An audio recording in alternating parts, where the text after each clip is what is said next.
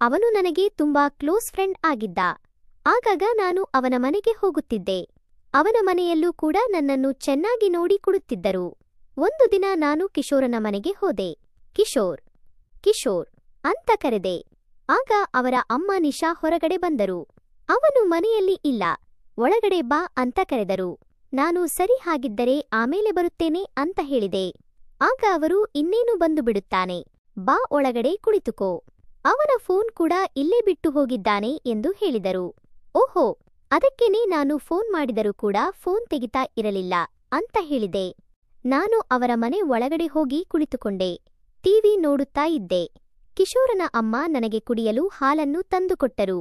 TV ನೋಡುತ್ತಿದ್ದ ನನಗೆ ಒಮ್ಮೆಲೆ ಅವರ ಅಮ್ಮನ ಮೇಲೆ ದೃಷ್ಟಿ ಹೋಯಿತು. ಕಪ್ಪು ಬ್ಲೌಸ್, ರೆಡ್ ಸ್ಯಾರಿ ಹಾಕಿಕೊಂಡು ತುಂಬಾ ಸುಂದರವಾಗಿ ಕಾಣುತ್ತಿದ್ದರು. ಮನೆಯ ಎಲ್ಲ ಕೆಲಸ ಮಾಡುತ್ತಿದ್ದರು. ಅವರ ಸೀರೆ ಸ್ವಲ್ಪ ಅಸ್ವಸ್ಥವಾಗಿತ್ತು, ಸೆರಗು ಸ್ವಲ್ಪ ಜಾರಿತ್ತು. ಅವರ ತೆಳ್ಳನೆಯ ಸೀರೆಯಲ್ಲಿ ಅವರ ಹೊಕ್ಕಳು ನನಗೆ ಕಾಣುತ್ತಿತ್ತು. ನನ್ನ ಕಣ್ಣು ಪದೇ ಪದೇ ನೋಡಬೇಕು ಎಂದು ಅವರ ಕಡೆ ದೃಷ್ಟಿ ಹೋಗುತ್ತಿತ್ತು. ಆಮೇಲೆ ಅದು ತಪ್ಪು ಎಂದು ತಿಳಿದು ಆ ಕಡೆ ತಿರುಗುತ್ತಿದ್ದೆ. ಹಾಗೆ ಟಿವಿ ನೋಡುತ್ತಾ ಇರುವಾಗ ಒಂದು ರೊಮ್ಯಾಂಟಿಕ್ ಸಾಂಗ್ ಕೇಳಿ ಬರುತ್ತಿತ್ತು. ಅದರಲ್ಲಿ ಹೀರೋಯಿನ್ ತುಂಬಾ ಎಕ್ಸ್ಪೋಸ್ ಮಾಡುತ್ತಿದ್ದಳು. ಅದನ್ನು ನೋಡುತ್ತಿರುವಾಗ ನನಗೆ ನಿಶಾ ಆಂಟಿ ನೆನಪಾಯಿತು. ಹಾಗೆ ಒಮ್ಮೆಲೆ ಅವರ ಕಡೆ ನೋಡಿದೆ. ನೋಡಿದರೆ ಅವರು ಅಲ್ಲೇ ಇರಲಿಲ್ಲ. ನಾನು ಹಾಗೆ ಆ ಹಾಡನ್ನು ನೋಡುತ್ತಾ ಅಲ್ಲೇ ಕುಳಿತುಕೊಂಡೆ. ಸ್ವಲ್ಪ ಹೊತ್ತಲ್ಲೇ ನಿಶಾ ಆಂಟಿ ಒಳಗಡೆಯಿಂದ ಕರೆಯುತ್ತಿದ್ದರು. ನವೀನ್, ಸ್ವಲ್ಪ ಒಳಗಡೆ ಬಾ ಎಂದು ಕರೆದರು. ಬಂದೆ ಆಂಟಿ ಅಂತ ಹೋದೆ. ಸ್ವಲ್ಪ ಈ ಕುರ್ಚಿಯನ್ನು ಹಿಡಿದುಕೋ ಅಂತ ಆ ಚೇರ್ ಮೇಲೆ ಹತ್ತು ನಿಂತರು. ನಾನು ಆ ಕುರ್ಚಿಯನ್ನು ಹಿಡಿದುಕೊಂಡು ನಿಂತಿದ್ದೆ. ಆಗ ನನಗೆ ಆಂಟಿಯ ಸುಂದರವಾದ ಸೊಂಟ ಕಾಣಿಸುತ್ತಿತ್ತು. ಅದನ್ನೇ ಮೈಮರೆತು ನೋಡುತ್ತಾ ನಾನು ಆ ಕುರ್ಚಿಯನ್ನು ಸರಿಯಾಗಿ ಹಿಡಿದುಕೊಳ್ಳಲಿಲ್ಲ. ಆಂಟಿ ಬ್ಯಾಲೆನ್ಸ್ ತಪ್ಪಿ ನನ್ನ ಮೇಲೆ ಬಿದ್ದು ಬಿಟ್ಟರು. ಆಂಟಿಯ ಮೃದುವಾದ ಮೈತಾಗಿ ನನಗೆ ಮನಸ್ಸಿನಲ್ಲಿ ಆಸೆ ಆಗೋಕೆ ಸ್ಟಾರ್ಟ್ ಆಯಿತು. ಆಮೇಲೆ ಅಲ್ಲಿಂದ ಎದ್ದು ನಿಂತೆ. ಆಗ ಆಂಟಿ, ನೋವಾಯಿತಾ ಎಂದು ಕೇಳಿದರು. ಇಲ್ಲ ಆಂಟಿ, ನನಗೇನೂ ನೋವಾಗಿಲ್ಲ ಅಂತ ಹೇಳಿದೆ.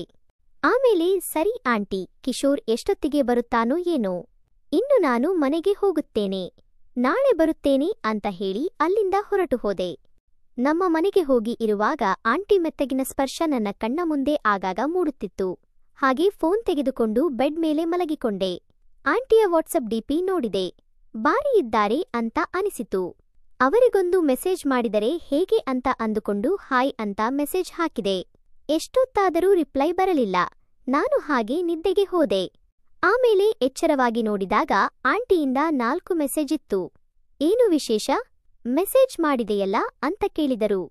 ಏನಿಲ್ಲ ಆಂಟಿ, ಫೋನ್ ಮಾಡಿದಾಗ ನಿಮ್ಮ ನಂಬರ್ ಕಾಣಿಸ್ತು, ಹಾಗಾಗಿ ಮೆಸೇಜ್ ಮಾಡೋಣ ಅಂತ ಅನಿಸ್ತು, ಅದಕ್ಕಾಗಿ ಕಳುಹಿಸಿದ್ದೆ ಅಂತ ಹೇಳಿದೆ. ಸರಿ, ಈಗ ಹೇಳು, ಏನು ವಿಶೇಷ ಅಂತ ಕೇಳಿದರು. ಅವನು ಬನ್ನಿ ಮನೆಗೆ ಅಂತ ಕೇಳಿದೆ. ಬಂದು ಆಯ್ತು, ಹೋಗಿ ಆಯಿತು. ಈ ನಡುವೆ ಅವನ ವಿಶೇಷ ಏನು ಅಂತನೇ ಅರ್ಥ ಆಗ್ತಾ ಇಲ್ಲ. ಈ ನಡುವೆ ಸ್ವಲ್ಪ ಹೊತ್ತು ಕೂಡ ಮನೆಯಲ್ಲಿ ಇರ್ತಾ ಇಲ್ಲ. ನೀನಾದರೂ ಒಂದು ಮಾತು ಹೇಳಬಾರದಾ ಅಂತ ಹೇಳಿದರು. ನಿಜವಾದ ಕಥೆ ಈಗ ಸ್ಟಾರ್ಟ್ ಆಗುತ್ತದೆ. ನಾವು ದಿನವೂ ಮೆಸೇಜ್ ಮಾಡಿಕೊಳ್ಳುತ್ತಾ ಸ್ವಲ್ಪ ಕ್ಲೋಸ್ ಆದೆವು. ಒಂದು ದಿನ ರಾತ್ರಿ ಆಂಟಿ ನನಗೆ ಮೆಸೇಜ್ ಮಾಡಿ, ನಾಳೆ ಸ್ವಲ್ಪ ಕೆಲಸವಿದೆ, ಹೊರಗೆ ಹೋಗೋಣ, ಬರುತ್ತೀಯಾ ಅಂತ ಕೇಳಿದರು. ನಾನು ಸರಿ, ಬರುತ್ತೇನೆ, ಎಷ್ಟೊತ್ತಿಗೆ ಬರಬೇಕು ಎಂದು ಕೇಳಿದೆ. ಇತ್ತೀಚೆಗೆ ಅವನು ನನ್ನ ಮಾತು ಕೇಳುತ್ತಿಲ್ಲ ಆಂಟಿ ಅಂತ ಹೇಳಿದೆ. ಅವನಿಗೇನಾದ ಪ್ರಾಬ್ಲಮ್ ಇದೆಯಾ ಅಂತ ಕೇಳಿದ್ದಾರೆ. ಇಲ್ಲ ಆಂಟಿ, ಏನೂ ಪ್ರಾಬ್ಲಮ್ ಇಲ್ಲ ಅಂತ ಹೇಳಿದೆ. ಹಾಗಲ್ಲ, ವಯಸ್ಸಿನ ಹುಡುಗರು ಅಲ್ವಾ, ಅದಕ್ಕಾಗಿ ಕೇಳಿದೆ. ಸರಿ, ನೀನು ತಿಂಡಿ ತಿಂದಿಯಾ ಎಂದು ಕೇಳಿದರು. ಹಾ ಆಂಟಿ, ತಿಂದಾಯಿತು ಅಂತ ಹೇಳಿದೆ. ಸರಿ ಅಂತ ಸುಮ್ಮನಾದರು. ಸ್ವಲ್ಪ ದೂರ ಹೋಗುವುದಿದೆ, ಬೆಳಗ್ಗೆ ಬಾ ಅಂತ ಹೇಳಿದರು. ಬೆಳಗ್ಗೆ ಬೇಗ ರೆಡಿಯಾಗಿ ಅವರ ಮನೆಗೆ ಹೋದೆ. ಆಂಟಿ ಕೂಡ ತುಂಬಾ ಚೆನ್ನಾಗಿ ರೆಡಿಯಾಗಿ ಬಂದರು. ಸೀರೆಯಲ್ಲಿ ಸಖತ್ತಾಗಿ ಕಾಣಿಸುತ್ತಿದ್ದರು. ಹಾಗೆ ಬಂದು ನನ್ನ ಬೈಕಿನ ಹಿಂದಗಡೆ ಕುಳಿತುಕೊಂಡರು. ಅವರು ಹೇಳಿದ ಜಾಗಕ್ಕೆ ಕರೆದುಕೊಂಡು ಹೋಗುತ್ತಿದ್ದೆ. ಅಲ್ಲಿ ರೋಡ್ ಚೆನ್ನಾಗಿರಲಿಲ್ಲ. ಆ ದಾರಿಯಲ್ಲಿ ಹೋಗುವಾಗ ಗಾಡಿ ತುಂಬಾ ಜಂಪ್ ಆಗುತ್ತಿತ್ತು. ಆಂಟಿಯ ಮೈ ನನಗೆ ಟಚ್ ಆಗುತ್ತದೆ. ಎಂಜಾಯ್ ಮಾಡುತ್ತಾ ಹೋದೆ. ಆಂಟಿ ಹೇಳಿದ ಕಡೆ ಹೋಗಿ ರೀಚ್ ಆದೆವು. ಅಲ್ಲಿಯ ಕೆಲಸವನ್ನೆಲ್ಲ ಮುಗಿಸಿಕೊಂಡು ನಮ್ಮ ಮನೆಯ ಕಡೆ ಹೊರಟೆವು. ಆದರೆ ಆಗಲೇ ತುಂಬಾ ಹೊತ್ತಾಗಿ ಬಿಟ್ಟಿತ್ತು. ಈ ನಿದ್ದೆಯಲ್ಲಿ ಹೋದರೆ ಹೇಗೆ? ಆಮೇಲೆ ದಾರಿಯಲ್ಲಿ ಏನಾದರೂ ಪ್ರಾಬ್ಲಮ್ ಆಗಬಹುದು. ಎಲ್ಲಾದರೂ ಸ್ವಲ್ಪ ಹೊತ್ತು ನಿಂತುಕೊಂಡು ಆಮೇಲೆ ಹೋಗೋಣ ಅಂದ್ರು. ಸರಿ ಅಂತ ಸುತ್ತಮುತ್ತಲೂ ನೋಡಿದೆವು. ಅಲ್ಲಿ ಯಾವ ಹೋಟೆಲ್ ಕೂಡ ಕಾಣಿಸಲಿಲ್ಲ. ನನಗೆ ನಿದ್ದೆ ಕಂಟ್ರೋಲ್ ಆಗ್ತಾನೇ ಇರಲಿಲ್ಲ. ಸ್ವಲ್ಪ ದೂರ ಹೋದಾಗ ಅಲ್ಲೊಂದು ಅಡಿಕೆ ತೋಟ ಕಾಣಿಸಿತ್ತು. ಅದರ ಪಕ್ಕದಲ್ಲಿ ಚಿಕ್ಕ ಗುಡಿಸಲಿತ್ತು. ಅದರ ಪಕ್ಕದಲ್ಲಿ ಗಾಡಿ ನಿಲ್ಲಿಸಿ ಆಂಟಿ ಹತ್ತಿರದಲ್ಲಿ ಬೇರೆ ಯಾವ ಹೋಟೆಲ್ ಕಾಣಿಸುತ್ತಿಲ್ಲ. ಇಲ್ಲೇ ಸ್ವಲ್ಪ ಹೊತ್ತು ರೆಸ್ಟ್ ಮಾಡಿ ಆಮೇಲೆ ಮುಂದಕ್ಕೆ ಹೋಗೋಣ ಅಂದೆ. ಆಯ್ತು ಅಂತ ಆಂಟಿ ಜೊತೆ ಬಂದರು. ಅದೊಂದು ಖಾಲಿ ಗುಡಿಸಲು. ಅಲ್ಲಿ ಯಾರೂ ಇರಲಿಲ್ಲ. ಇನ್ನೂ ಒಳಗೆ ಹೋಗಿ ನೋಡಿದಾಗ ಸ್ವಲ್ಪ ಹುಲ್ಲು ಹಾಸಿತ್ತು. ನಾನು ಇಲ್ಲೇ ಸ್ವಲ್ಪ ಹೊತ್ತು ಮಲಗುತ್ತೇನೆ. ನಿಮಗೂ ನಿದ್ದೆ ಬಂದರೆ ಮಲಗಿಕೊಳ್ಳಿ ಅಂತ ಹೇಳಿ ನಾನು ನಿದ್ದೆ ಹೋದೆ. ಸ್ವಲ್ಪ ಹೊತ್ತಲ್ಲಿ ಎಚ್ಚರವಾಗಿ ನೋಡಿದರೆ ಆಂಟಿ ಕೂಡ ಪಕ್ಕದಲ್ಲಿ ಬಂದು ಮಲಗಿಕೊಂಡಿದ್ದರು. ಅವರ ಸೆರಗು ಜಾರಿ ಹೋಗಿತ್ತು. ಅವರ ಹೊಟ್ಟೆ, ಎದೆಯ ಭಾಗವೆಲ್ಲ ಸುಂದರವಾಗಿ ಕಾಣುತ್ತಿತ್ತು. ಬಟ್ಟೆ ಧರಿಸಿಕೊಂಡಾಗಲೇ ಎಷ್ಟು ಸುಂದರವಾಗಿ ಕಾಣುತ್ತಿದ್ದಾರೆ, ಇನ್ನೇನಾದರೂ ಬಟ್ಟೆಯನ್ನು ತೆಗೆದರೆ ಎಷ್ಟು ಚೆನ್ನಾಗಿ ಇರಬಹುದು ಅಂತ ಮನಸ್ಸಿನಲ್ಲೇ ಅಂದುಕೊಂಡು ಆಂಟಿಯ ಮುಖ ನೋಡಿದೆ. ಸ್ವಲ್ಪ ನಡುಗುತ್ತಿದ್ದರು. ಚಳಿಯಾಗುತ್ತಿರಬೇಕು ಎಂದು ನನ್ನ ಮೈ ಮೇಲಿನ ಜಾಕೆಟ್ ತೆಗೆದು ಅವರ ಮೈ ಮೇಲೆ ಹೊದಿಸಿದೆ. ಅವರ ಸೀರೆ ಸೆರಗನ್ನು ಸರಿ ಮಾಡಿದೆ. ಅವರು ಕಣ್ಣು ಬಿಟ್ಟು ಥ್ಯಾಂಕ್ಸ್ ನವೀನ್ ಅಂದರು. ಈಗ ಓಕೆನಾ, ಹೊರಡೋಣವೇ ಅಂತ ಕೇಳಿದೆ. ಈ ಚಳಿಯಲ್ಲಿ ನಾನು ಗಾಡಿಯಲ್ಲಿ ಕುಳಿತುಕೊಂಡರೆ ಅಷ್ಟೇ, ಇಲ್ಲೇ ಇದ್ದು ಬೆಳಗಾದ ಮೇಲೆ ಹೋಗೋಣ ಅಂದರು. ಸರಿ ಅಂತ ಅಲ್ಲೇ ಮಲಗಿಕೊಂಡೆವು. ಒಂದು 10 ನಿಮಿಷವಾದ ನಂತರ ಆಂಟಿ ನನ್ನ ಕಾಲ ಮೇಲೆ ಅವರ ಕಾಲು ಹಾಕಿದರು.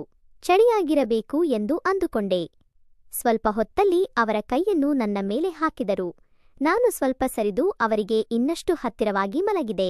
ಆಮೇಲೆ ಅವರು ನನ್ನನ್ನು ಗಟ್ಟಿಯಾಗಿ ತಬ್ಬಿಕೊಂಡು ಮಲಗಿದರು. ಅವರ ಮೆತ್ತಗಿನ ಶರೀರವೆಲ್ಲ ನನ್ನ ಎದೆಗೆ ತಾಕುತ್ತಿತ್ತು.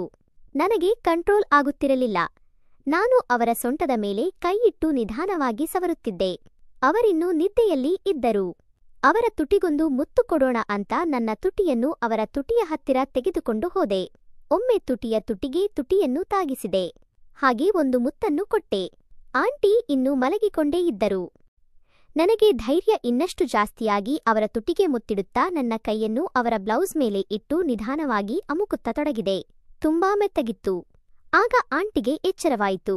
ಏನ್ ಮಾಡ್ತಾ ಇದ್ದೀಯಾ ನವೀನ್ ಅಂತ ಕೋಪದಿಂದ ಕೇಳಿದರು. ನಾನು ಆಂಟಿ ಅದು ಅಂತ ತಡವರಿಸಿದೆ. ನೀನು ಇಂಥವನು ಅಂತ ನಾನು ಅಂದುಕೊಂಡಿರಲಿಲ್ಲ. ಸಾರಿ ಆಂಟಿ ಅಂದೆ. ಅವರ ಕೋಪ ಕಡಿಮೆಯಾಗಲಿಲ್ಲ. ಏನಾದರೂ ಆಗಲಿ ಅಂತ ಆಂಟಿಯ ಮುಖವನ್ನು ಕೈಯಲ್ಲಿ ಗಟ್ಟಿಯಾಗಿ ನಾನು ಅವರ ಮುಖ ಹಿಡಿದುಕೊಂಡು ಹೇಗಿದೆ ನನ್ನ ಕಿಸ್ ಅಂದೆ. ಒಂದು ಸಲ ಗಟ್ಟಿಯಾಗಿ ಉಸಿರಾಡುತ್ತಾ ಬಾರಿಯಾಗಿದೆ ಅಂತ ಹೇಳಿದರು. ಈಗ ಬಾ ಅಂತ ನನ್ನ ಕಾಲರ್ ಹಿಡಿದು ಅವರ ಮೈ ಮೇಲೆ ಎಳೆದುಕೊಂಡರು. ಈಗ ಅವರು ನನಗೆ ಕಿಸ್ ಕೊಡೋಕೆ ಸ್ಟಾರ್ಟ್ ಮಾಡಿದರು. ಆ ರಾತ್ರಿಯಲ್ಲಿ ಆ ಹೊಲದ ಮಧ್ಯ ಅಲ್ಲಿ ನಾವಿಬ್ಬರೂ ಕಿಸ್ ಕೊಟ್ಟುಕೊಂಡು ಮಲಗಿದೆವು. ಆನಂತರ ನನ್ನ ಕೈ ಮತ್ತೆ ಆಂಟಿ ಎದೆ ಮೇಲೆ ಹೋಯಿತು. ಈಗ ಆಂಟಿ ನನ್ನನ್ನು ತಡೆಯಲಿಲ್ಲ. ನಾನು ಎದ್ದು ನಿಂತು ನನ್ನ ಶರ್ಟ್ ತೆಗೆದು ಹಾಕಿದೆ. ಆಂಟಿ ನನ್ನನ್ನೇ ನೋಡುತ್ತಾ ಇದ್ದರು.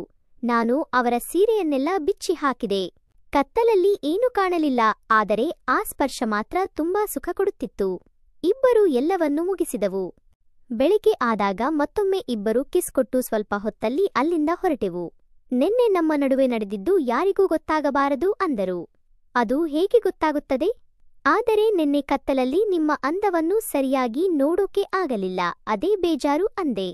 ಅದೇನಪ್ಪ, ಅದು ನೋಡಲಿಲ್ಲ ಇದು ನೋಡಲಿಲ್ಲ ಅಂತಿದ್ದೀಯಾ? ಏನು ನೋಡದೆ ಇಷ್ಟು ಚೆನ್ನಾಗಿ ಮಾಡಿದೆ ಅಲ್ವಾ? ಸರಿ, ನಾನು ಮೆಸೇಜ್ ಮಾಡಿದಾಗ ನಮ್ಮ ಮನೆಗೆ ಬಾ, ನಿಜವಾದ ಸ್ವರ್ಗವೇನು ಅಂತ ಅಲ್ಲಿ ತೋರಿಸುತ್ತೇನೆ ಅಂದರು. ನಾನು ಅವರ ಮೆಸೇಜ್ಗೆ ಕಾಯುತ್ತಾ ಇದ್ದೆ.